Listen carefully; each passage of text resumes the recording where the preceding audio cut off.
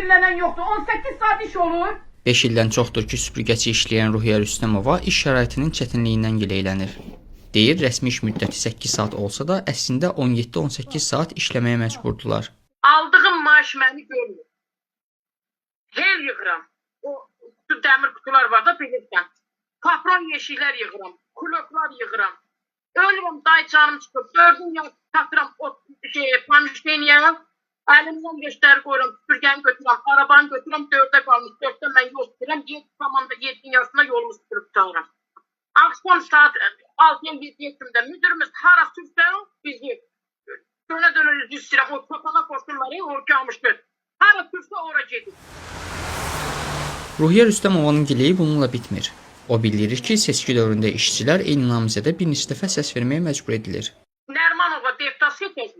Amma 50 yerdə deputat seçkisinə gedirik. Bizi məcburi aparırlar, ha. Getmədin işdən çıxmalısan. Deyirəm, ay qardaş, mən səs vermək istəmirəm. Mən o deputat ki, mənim işimə yaramır. O deputat ki, mənim səsimə səs vermir. O deputat ki, mənim bir həyatımı dinlənmir. Mən neyirəm ona səs verim? İnan Allaha, axırıncı dəfə 4 dəfə Binəqədiyə getdik. Neçə yerə bizim maşınla apardılar səs verməyə. Axırıncı dəfə 4 dəfə Binəqədiyə getdik. 4-cü dəfə bizi oradan iti qovan kimi qovaladılar. Şabalar, siz ayaqlarını gəlmədiniz. Siz neçə dəfə bura gəldiniz? Siz neçə dəfə səs verirsiniz bir adama?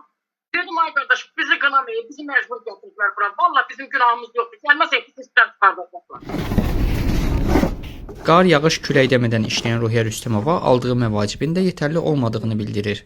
O iddia edir ki, rəhbərlik ona çatmalı olan artımı və əlavələri vermir. Haqqımız yeyilir, çox yeyilir. Bax, mən buradan cənab prezidentimizə səslənirəm. Cənab prezident, sənin verdiyin bayram pulları biz fəhlələrə çatmır. Sən artırırsan maaşlarımızı, bizim maaşlarımız artmır. Əksinə, neçə dənə bir qadanın maaşını bizim müdürümüz azaldıb 500 manat edeyim. Və bunların çəkdiyi əziyyət yarpaq vaxtı canımız çıxır. Yağışda canımız çıxır, qarda qiyamatda canımız çıxır.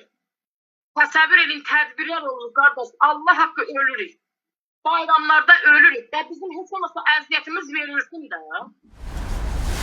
Məsələ ilə bağlı Nərimanov rayon Mənzil Kommunal Təsərrüfatı Birliyi ilə əlaqə saxlamaq mümkün olmayıb. 20 saylı istismar sayəsindən isə bildirilib ki, rəhbərlik və məsələ üzrə cavabdeh şəxs yerində deyil.